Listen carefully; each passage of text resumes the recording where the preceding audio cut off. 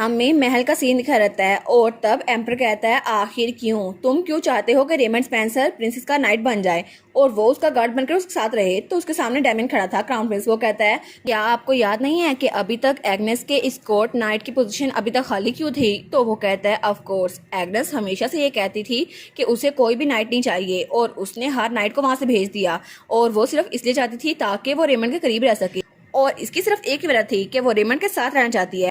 और अगर हम स्किल और स्टेटस की बात करें तो रेमंड के अलावा कोई भी जरा क्वालिफाई नहीं है। तो एम्पर कहता है लेकिन क्यों, क्या सर क्लिफोर्ड गोल्डन नाइट्स के इसके लिए अवेलेबल नहीं है। वो कहता है लेकिन उनमें तो कोई भी कमी नहीं है, वो स्टेटस में भी सबसे अच्छे हैं और वो तो उसको स्कॉट भी कर सकते हैं, तो रेमंड स्पेंसर का होना जरूरी है।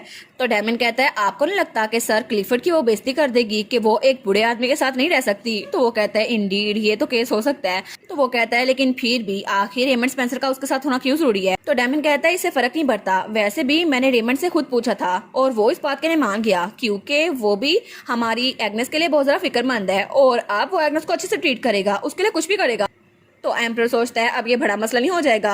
वो कहता है लेकिन मुझे पता है आप किस लिए फिक्रमंद हैं, आप इसलिए फिक्रमंद हैं कहीं वो दोनों शादी ना कर लें, है ना, लेकिन क्या ये हम एग्नेस के लिए नहीं कर रहे। तो एम्पर बिल्कुल खामोश हो गया था और डेमियन कहता है आप ये सब कुछ सिर्फ इसलिए रोकना चाहते हैं क्योंकि आप ड्यूक ऑफ स्पेंसर को पसंद नहीं करते। तो एम्पर कहता है लेकिन, तो तभी वहां पर कोई आता है। वो कहता है मुझे माफ कीजिएगा लेकिन प्रिंसेस एग्नेस वो पहुंच चुकी है। तो वो लोग कहते हैं क्या प्रिंसेस। तो तभी वहां पर एग्नेस आती है बड़े कूल स्टाइल से। तो एम्पर कहता है एग्नेस क्या तुम ठीक हो। वो कहती है हाँ फादर मैं बिल्कुल ठीक हूँ। तो हमारी कहती है मैंने सुना था कि मेरे भाई सर स्पेंसर को मेरे स्कॉट नाइट के दौरे पर रखना चाहते हैं। वो कहता है हाँ मैंने भी यही सुना था लेकिन मैं तो चाहता हूँ कि सर क्लिफोर्ड को वो तुम्हारे लिए रखा जाए, वो जरा बेहतर रहेंगे। तो एम्पर कहता है लेकिन मैं चाहता हूँ सर क्लिफोर्ड तुम्हारे पर्सनल नाइट रहे, ये जरा अच्छा होगा। तो फिर वो कहता है एग्नेस तुम्हारे इस बारे में क्या ओपिनियन है। तो हमारी कहती है सर स्पेंसर और सर क्लिफोर्ड के दरमियान अगर कोई भी मेरा स्कॉट नाइट बना तो कभी भी मैं अपने चैम्बर से बाहर नहीं निकलूंगी।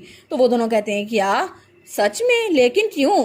तो हमारी कहती है मुझे पहले का तो नहीं पता लेकिन अब जब भी मैं सर स्पेंसर को देखती हूँ तो मैं अनकंफर्टेबल हो जाती हूँ, इसलिए मैं नहीं चाहती वो मेरे साथ रहे। तो डेमन कहता है लेकिन, तो वो कहती है और सर क्लिफोर्ड के बारे में मुझे पता है वो बहुत ज्यादा ओल्ड है और वो हमेशा मुझे समझाते रहेंगे, इसलिए मैं दोनों के दरमियान फंस कर नहीं रहना चाहती। तो एम्पर कहता है लेकिन फिर भी। तो वो कहती है अगर ऐसा ही रहा तो इससे अच्छा मैं कॉन्वेंट में चल जाऊं। तो एम्पर कहता है क्या एक कॉन्वेंट में, और कॉन्वेंट तो एक ऐसी जगह है जो बाहरी दुनिया से कट के रहती थी और ये सिर्फ शादी ना करने का मामला नहीं था, उसकी वजह से रॉयल्टी भी वहां दाखिल हो सकती थी। तो एम्पर भी दोबारा कभी भी अपनी बेटी से नहीं मिल सकता। तो हमारी सोचती है अगर मैं इतनी दूर चली गई तो उन दोनों में से कोई भी अपनी विल मुझ पर इम्पोज नहीं कर सकता। वो कहती है फादर क्या आपको याद है जब मैंने स्कॉट नाइट को पास में रिजेक्ट किया था तो आपने प्रॉमिस किया था जब मुझे मेरे पसंद का कोई स्कॉट नाइट मिल जाए तो मैं उसे अपॉइंट कर सकती हूँ। वो कहता है हाँ ये बात तो सच है लेकिन, तो हमारी एग्नेस कहती है हाँ बिल्कुल जिस शख्स को मैं अपना नाइट रखना चाहती हूँ वो मैं जानती हूँ मुझे किसे रखना है। तो डेमन कहता है नो वे, हो नहीं सकता ये वो हो। तो एम्पर कहता है नो वे, कहीं ये उसी के बारे में बात तो नहीं करी जिसके बारे में रूमर्स फैली हुई हैं। वो कहती है प्लीज आप सर काइलो ग्रे को मेरा स्कॉट नाइट रखते हैं। वो दोनों कहते हैं क्या जैसे हमने एक्सपेक्ट किया था वैसे ही। तो एम्पर कहता है एग्नेस अब मुझे ये ना कहना कि तुम्हारे पास उसके लिए फीलिंग्स हैं। वो कहती है नहीं नहीं ऐसा कुछ भी नहीं है फादर, लेकिन वो तो नजर चुरा रही थी। वो कहता है अच्छा फिर तो बड़ा सुकून की बात है। और फिर वो कहती है और सब लोग ये बात जानते हैं कि सर काइलो ग्रे ने मेरी जान बचाई थी, उनको एक रिवार्ड मिलता है और अगर हम उनको नोबल टाइटल देंगे तो लोग इसके खिलाफ होंगे, इसलिए मैं चाहती हूँ कि वो मेरे साथ रहें मेरे नाइट के तौर पर। तो डेमन सोचता है क्या सच में एग्नेस पहले भी कभी ऐसी पॉलिटिकल स्टेटमेंट बना सकती थी। और तब वो कहती है उनको प्रिंसेस के एस्कॉर्ट नाइट होने का ऑनर मिलेगा, इसलिए वो स्टेटस की बाउंड्री को भी क्रॉस कर जाएंगे और उनको आपकी तरफ से अवार्ड भी मिलेगा। तो डेमियन कहता है मैंने कभी सोचा नहीं था कि तुम इतनी गहराई में जाके सोचती हो, लेकिन तुम उसे ये सब कुछ देना क्यों चाहती हो।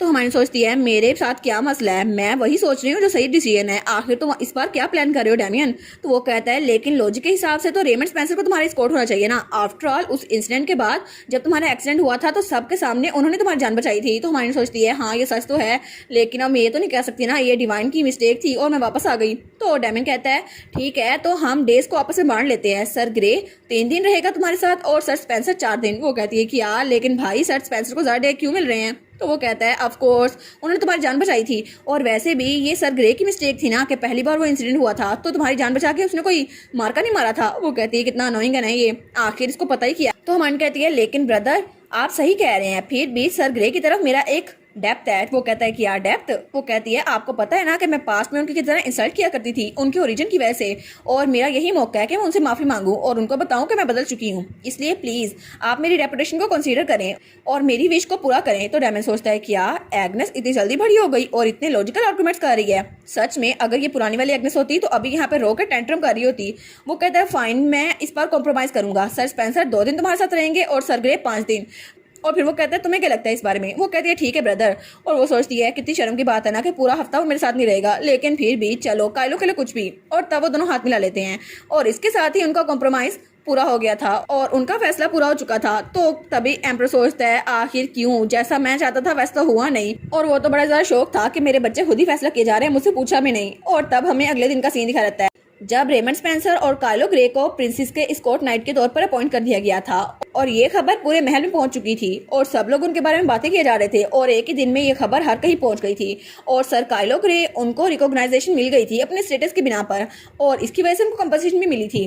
कुछ लोग इस बारे में बहुत ज्यादा अनहैप्पी थे, लेकिन उनकी रेपुटेशन बढ़ती जा रही थी, इसलिए लोग इसको पॉजिटिवली भी ले रहे थे। ऑफ कोर्स कोई तो था जो इस सब के खिलाफ था और वो था उसका डैड। और तब हमें ग्रे मेनार दिखाया रहता है जहां उसका डैड की खबर पढ़कर बहुत ज्यादा दुखी हो गया था। वो कहता है आखिर क्यों, उसकी हिम्मत कैसे हुई सब कुछ करने की, वो ऐसा कैसे कर सकता है, प्रिंसेस का एस्कॉर्ट नाइट बन गया है और उसने अभी तक मुझसे कॉन्टेक्ट नहीं किया। तो तभी काइलो का एक भाई कहता है मैं भी आपसे यही पूछ रहा हूँ, ये बात सेंस बनाती है। तो उसका दूसरा भाई कहता है हाँ बिल्कुल, मुझे लगता है उसके इंटेंशन बिल्कुल अलग है, वो हमें इग्नोर किया जा रहा है। तो तब उसका डैड वहीं पे बैठा हुआ था, तो वो दोनों चिल्ला के जाते हैं फादर आपको क्या लगता है, कम से कम कुछ तो कहें, प्लीज आप कुछ तो कहें, कहीं आप उस इंसान को डिफेंड तो नहीं कर रहे।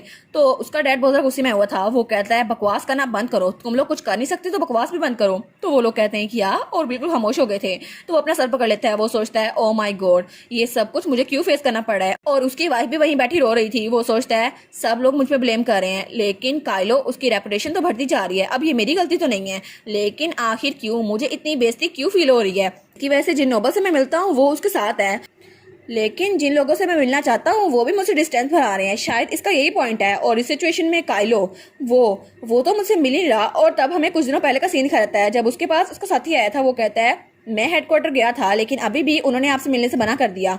वो कहता है क्या उसकी इतनी हिम्मत मुझे इग्नोर करें, क्योंकि तब हमारा काइलो प्रिंस से मिलने के लिए गया था। तो वो कहता है पता नहीं वो प्रिंस का एस्कॉर्ट कैसे बन गया, लेकिन मुझे इस सिचुएशन का फायदा उठाना चाहिए। अगर वो प्रिंस का ट्रस्ट गेन कर ले तो क्या पता वो अपने भाइयों में से किसी को उसे इंट्रोड्यूस करवाए और तब हम प्रिंसेस के साथ अच्छे ताल्लुकात रख सकते हैं। और शायद मुझे लगता है लोग इसीलिए कहते हैं कि बीस्ट को अपने पास नहीं रखना चाहिए, उसकी हिम्मत कैसे हुई मुझे इग्नोर करने की, और उसे क्या लगता है कि वो एम्पायर में होकर मुझे अवॉइड कर सकता है।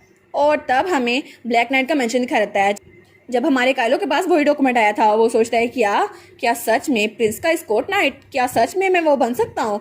उस दिन मुझे लगा था कि मैंने रेमंड स्पेंसर के साथ में जो बकवास की है प्रिंस ने वो सारी बकवास सुन ली है और इस वजह से वो मुझसे मिलना नहीं चाहती, लेकिन जब मैंने उनसे बात की तो उन्होंने कहा वो मेरा साथ देंगी और उसके बाद उन्होंने कहा कि प्रिंसेस मुझसे मिलना नहीं चाहती। तो मुझे लगा शायद ये सब कुछ खत्म हो गया है और प्रिंसेस दोबारा मेरी तरफ नहीं देखेगी और अब दोबारा से वो बिल्कुल वैसी बन चुकी हैं जैसे पास्ट में थी।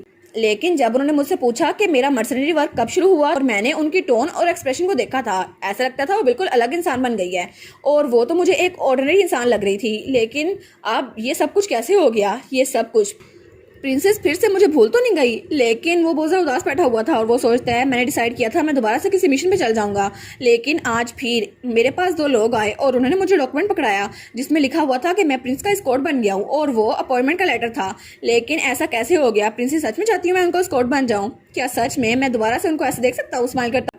तो तब वो सोचता है लगता है एक सिंगल एक्शन से प्रिंसेस वे नहीं होने वाली, ऐसा लगता है कि एक्सीडेंट के बाद वो बिल्कुल बदल गई हैं। तो मुझे लगता है शायद मुझे दोबारा से उसी काम पे लगना चाहिए, मुझे लगता है शायद मैं दोबारा से उनके लिए वैसी फीलिंग्स महसूस कर सकता हूँ।